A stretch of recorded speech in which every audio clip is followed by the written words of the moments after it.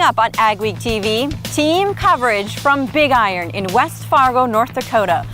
As I talk to farmers here, some are very concerned about the future of commodity prices. Land prices and rental rates are drawing so much interest. I take a closer look. And we'll check out some of the brand new equipment that hasn't even hit the market yet at Big Iron.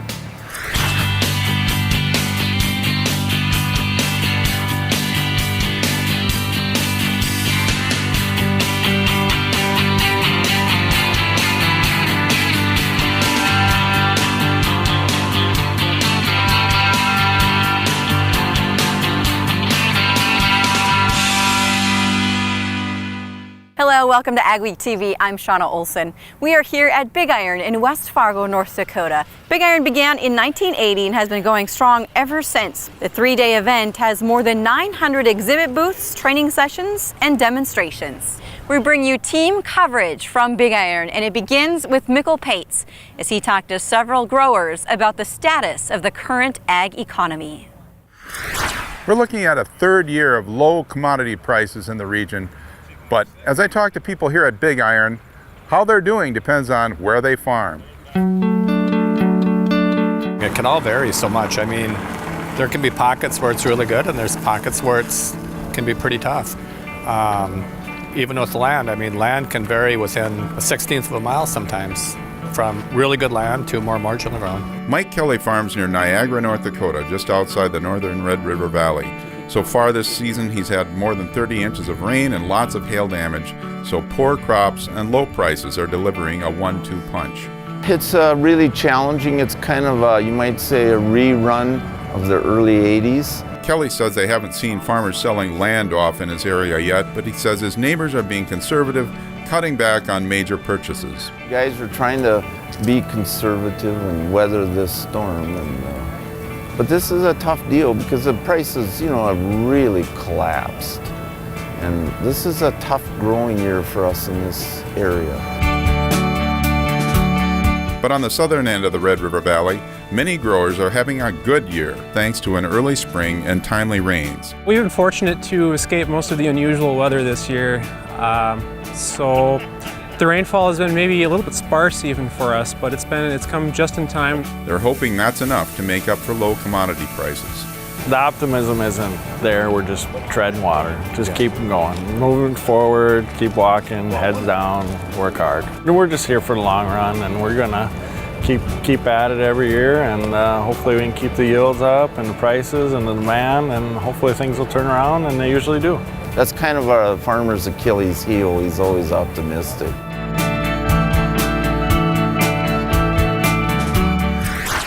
Mikkel Pates also caught up with several international guests at Big Iron, and he has more on that story. More than 120 visitors from 10 countries came to Big Iron this year through the International Visitors Program. The event is sponsored by the North Dakota Trade Office. This year's group is heavily represented by sub-Saharan countries. That's different from years past, which have been heavily represented by visitors from the former Soviet Union countries. I think part of it is just economics. If you look at GDP growth across the continent of Africa over the last couple of years, it's been quite strong.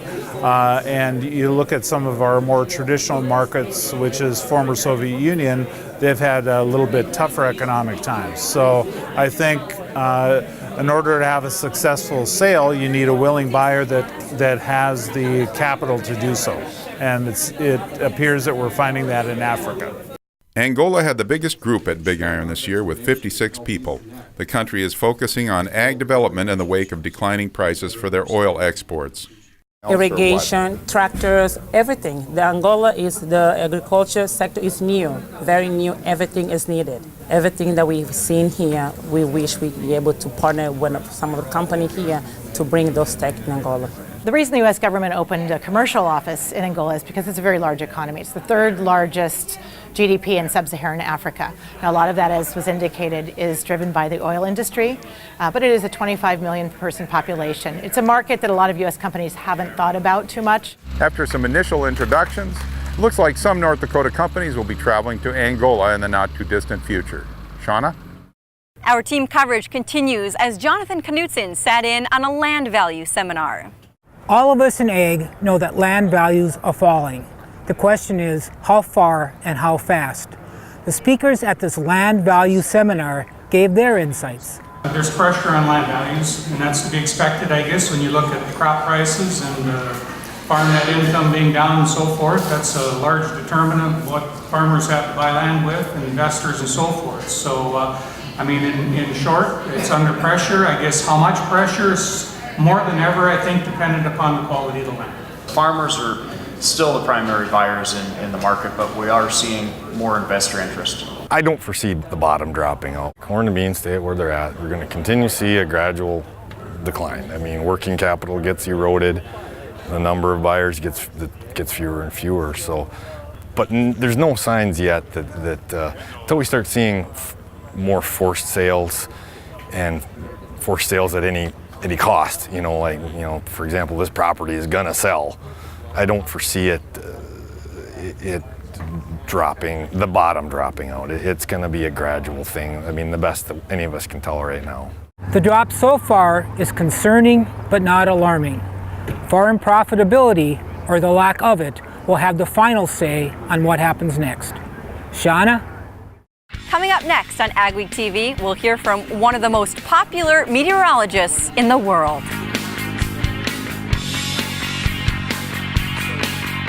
My name's Joel Kaler, owner-operator of Kaler Farms in Lidgerwood, North Dakota. We make a patented product called a corn stalk guide. Helps guide corn stalks into the grabs in the chains a lot smoother without losing corn. The corn stalk, when it comes off of our product, it's already on the gathering chain instead of being able to hit that idler. Our product will keep all the wear off the snout and get it to come into the head smoother without bouncing. Commitment. You need it to succeed on the farm. It's total dedication to the land, family, and community. It's more than a way to make a living. It's a way of life. You've had it since the first time you ran your hands through the soil, helped bale hay, or rode along in the combine. Your commitment. It's as strong as your family's trust, as honest as each long day you put in, and as pure as the opportunity that comes with every tomorrow. It's how we build our bins. With proven design, superior structural integrity, a lifetime warranty, and a promise to stand with you, no matter what storms come your way.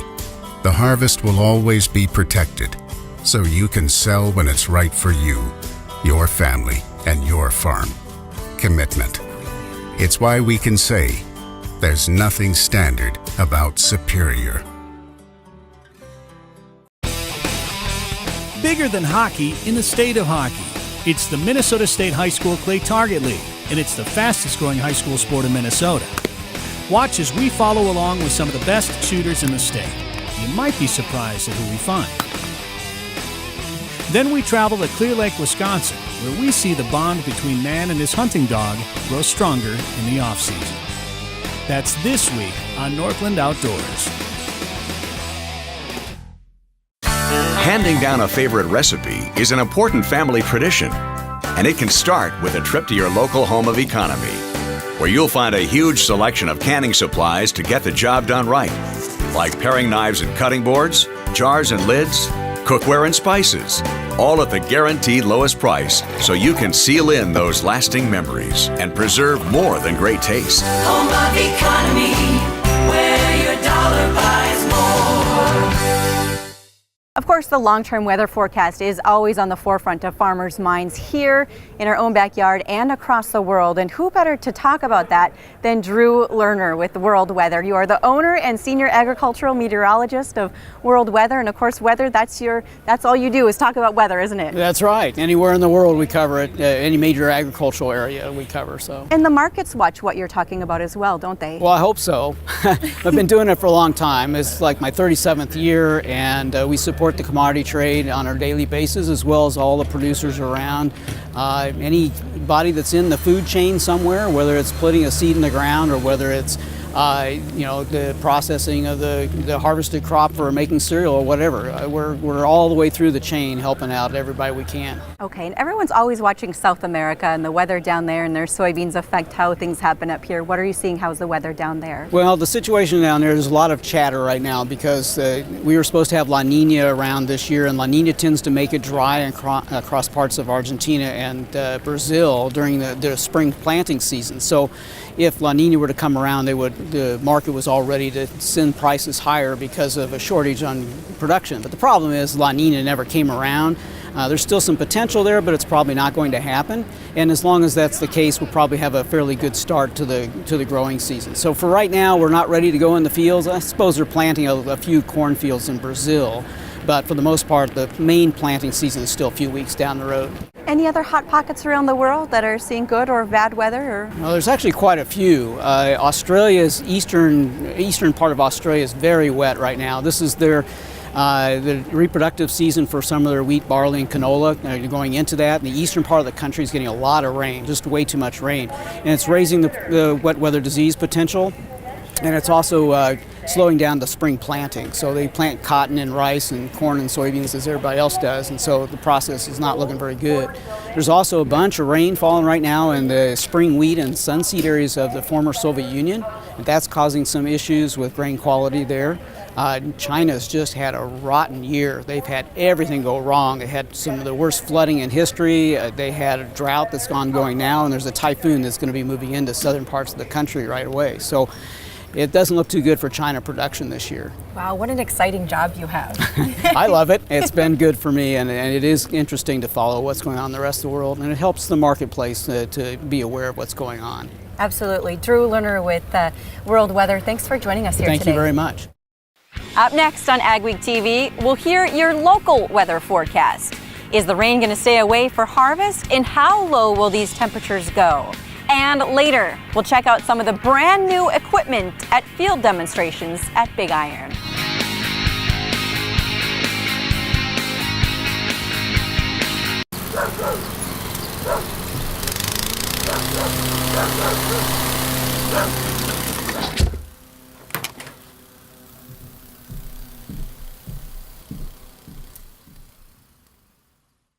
Where do you go for the latest news in agriculture? Agweek Magazine. Reaching over 30,000 farmers and ranchers in North Dakota, Minnesota, South Dakota, and Montana. Agweek provides the most up-to-date information on the markets, the trends, and the people who make it all happen. We're your source for news, not fluff. Dependable, trusted. Agweek. Subscribe today by calling 1-800-811-2580. Advanced biofuel for America's diesel engines is clean burning and made from renewable sources like soybean oil. Biodiesel fuel works in any diesel engine, reducing emissions, helping us breathe cleaner air. Biodiesel adds value to North Dakota soybeans, creating jobs, improving the environment, increasing our energy independence. Biodiesel, it starts with soybeans, it's fueling America. Time to demand more. With Micro Essentials, you get more from every acre. Through our fusion technology, only Micro Essentials combines 4 vital nutrients into one powerful granule, ensuring uniform nutrient distribution and increased nutrient uptake. The innovation behind our fusion technology means you'll grow stronger, healthier plants. Micro Essentials. Get more from every acre. Skag, the toughest name in lawnmowers. Unmatched quality and performance for over 3 decades. The clear choice, the best mower money can buy for work or at home. Top lawn care professionals and discerning homeowners know that Skag means productivity and reliability. Every Skag mower is proudly built right here in the USA. Don't settle for anything less than simply the best. Skag. Contact your nearest dealer or call North Country Marketing.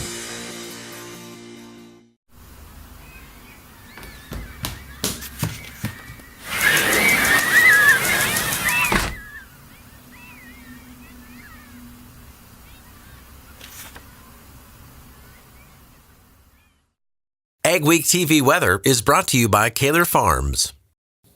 Taking a look at the weather portion of Ag Week now, a couple of things ongoing. One is that it looks like warmer weather will again be returning to the plains and Midwest. Not talking high heat, not talking a lot of 100-degree weather, but warmer definitely in late September. Also a return to rainier weather for the northern plains and parts of the upper Midwest appears likely, and a first significant snowfall. I mean significant snowfall, but just out in the mountains, mostly out in Montana, Wyoming. Here's what's going on. Jet stream pattern this week showing warmer weather returning as the primary jet carves out a pretty deep trough along the west coast. That's going to pull pretty cold air into the northern Rockies and allow warm air to come northward. As I said, most of this 70s and 80s in the upper Midwest Corn Belt areas, 80s and 90s down south. Not a lot of 100-degree weather, but it'll be above average.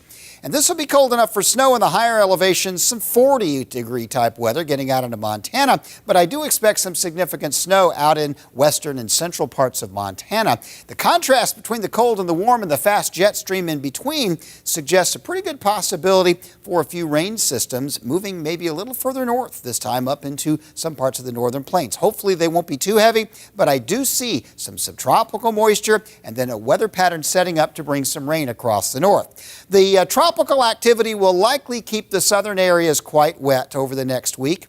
The northern plains rain, I don't expect this to be incredibly wet overall, but there may be a few spots to get a couple of inches of rain. A lot of this is just wetter than we'd want. Snow will mostly be confined to the mountains. The thing about the rain this time of the year is it doesn't have to be 5 inches of rain to cause problems because evaporation rates go way down when we get near the equinox. And so the deal is it rains a little bit less, but it evaporates a little bit less too, so it takes less rain to make things wet. That's a concern this coming week.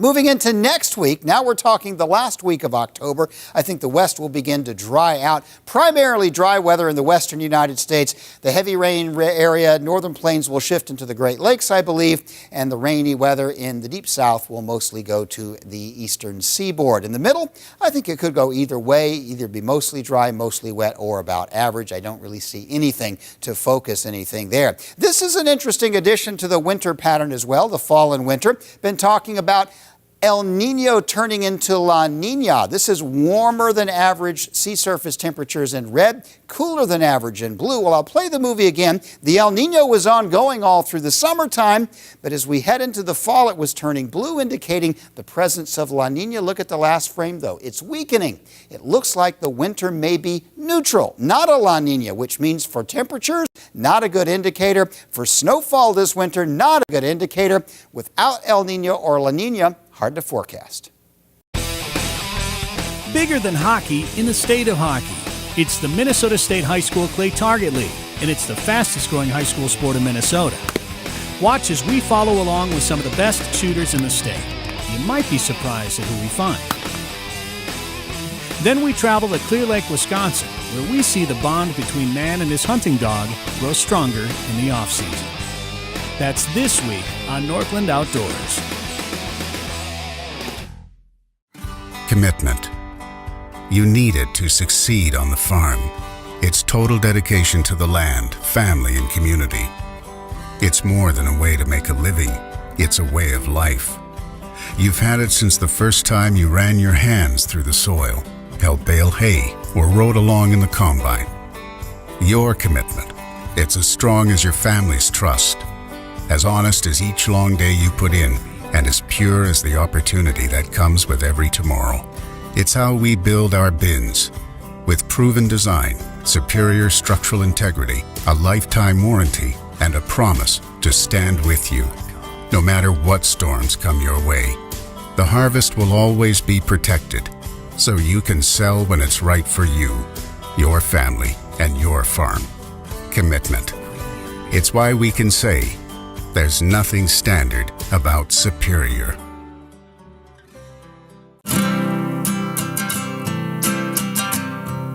Every day across America, excess food is gathered by a network of good people at local food banks, giving hope to millions of children who struggle with hunger.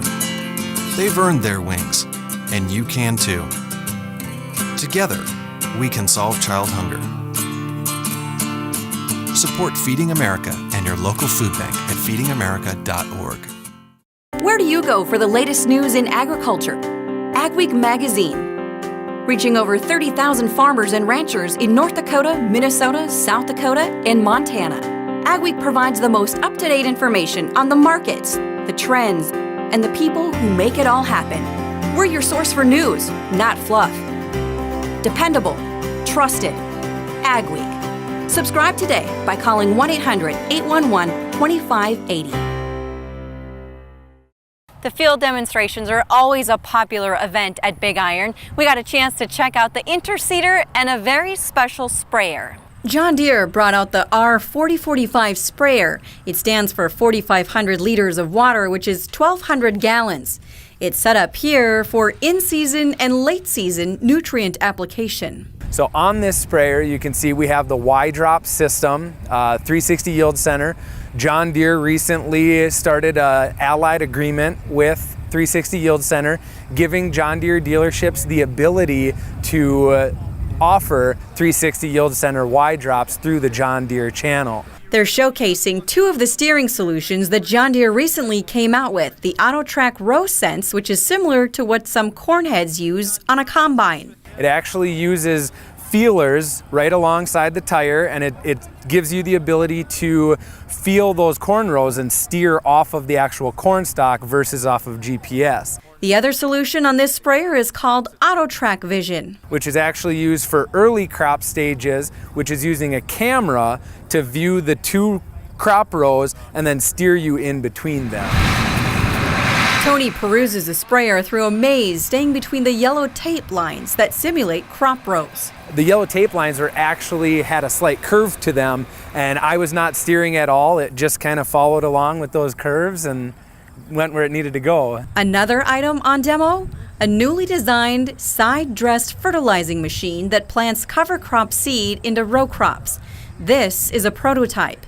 It's part of a project by a grant from the federal government. Eugene Brecker helped get the machine together. And it's the first one we made to do this work where we go in a row and be able to plant in corn that's knee-high to waist-high. Brecker says it's capable of several other jobs. It can also side dress nitrogen at the same time they're planting, and we can hook it up 15 inches off center and go back on row and do strip till with it and plant soybeans with it.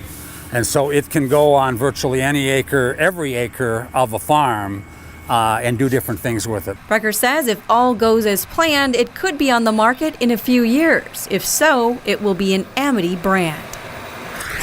Time now to hear from NDSU livestock specialist Gerald Stucca as he weighs in as you get ready to wean your calves. So this is the time of the year when we start thinking about health issues and health issues in our calves, because we're getting close to the time of the year when we're going to think about weaning calves. So we start thinking about health issues related to that weaning time period. One of the distinctions I'd like to make when we talk about health is the issue of health insurance versus health assurance. The decisions we make in our cow herds regarding the health of calves really begins a long time before those calves are weaned. And that's what I call health assurance. How we manage our herds regarding the genetic selection. In other words, do we select for healthy calves, or do we select strictly for performance indicators? The nutrition those cows are on, the environment that those calves are born in and raised in, makes a huge difference on whether those calves will stay healthy or not. And so before we start talking about health insurance, which really was related to the topic of vaccines, you need to think about health assurance and your management regarding that in your own herd. Regarding weaning now is really more of the health insurance. In that regards, that's talking about vaccines. The vaccines we have today are very effective. So go to your veterinarian, ask for that health vaccine protocol, that health insurance protocol, and he'll be able to provide you with one. The point I want to make, though, is that unless you've got a strong health assurance program, the health insurance part or the vaccines will not be as effective. Coming up next on AgweekTV, an old piece of equipment also comes out at Big Iron. We'll show you what it is. My name is Joel Kaler, owner-operator of Kaler Farms in Lidgerwood, North Dakota. We make a patented product called the Corn Stalk Guide. Helps guide corn stalks into the grabs and the chains a lot smoother without losing corn. The corn stalk, when it comes off of our product, it's already on the gathering chain instead of being able to hit that idler. Our product will keep all the wear off the snout and get it to come into the head smoother without bouncing. Advanced biofuel for America's diesel engines is clean burning and made from renewable sources like soybean oil. Biodiesel fuel works in any diesel engine, reducing emissions, helping us breathe cleaner air. Biodiesel adds value to North Dakota soybeans, creating jobs, improving the environment, increasing our energy independence. Biodiesel, it starts with soybeans, it's fueling America.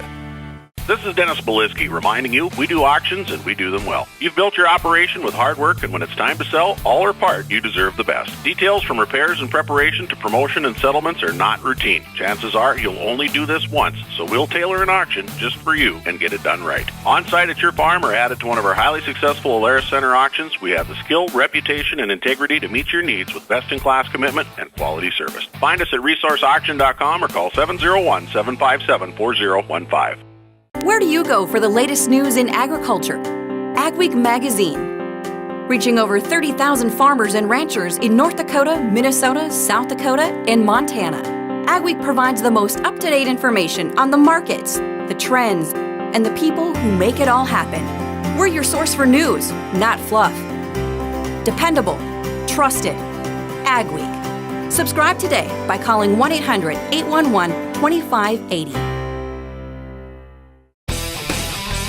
Bigger than hockey in the state of hockey. It's the Minnesota State High School Clay Target League, and it's the fastest growing high school sport in Minnesota. Watch as we follow along with some of the best shooters in the state. You might be surprised at who we find. Then we travel to Clear Lake, Wisconsin, where we see the bond between man and his hunting dog grow stronger in the off-season. That's this week on Northland Outdoors. One of the highlights here at the Big Iron Show is the Versatile 1080. It was built in 1977, and Versatile is celebrating 50 years. It's a 4-axle horsepower tractor with a diesel engine that generates 600 horsepower. It's being paraded around shows across the country this year, and it's drawing attention from people from hundreds of miles away. We were running 850 Versatiles when I was a young kid, and I remember this coming out, and I guess that was something I've been thinking about for over 40 years already, so almost, so it's kind of nice to get to see it actually. It is a very unique machine, and so there's been a lot of, again, interest. Most of the people have heard about Big Roy, and so to come out and to see it in person has been a very special thing for all of them. This week's photo of the week comes from Larry Haas of Lidgerwood, North Dakota. He's come up with an inventive way to keep his apples from bruising with some electrical fence posts and bird netting. Pretty clever. If you want to see your ag photos on AgweekTV, email your photo and a description of what's happening in the picture to photos@agweek.com. Thanks for joining us. We hope you enjoyed this week's edition of AgweekTV from Big Iron. Remember, for all your ag news, go to agweek.com. We'll see you next week.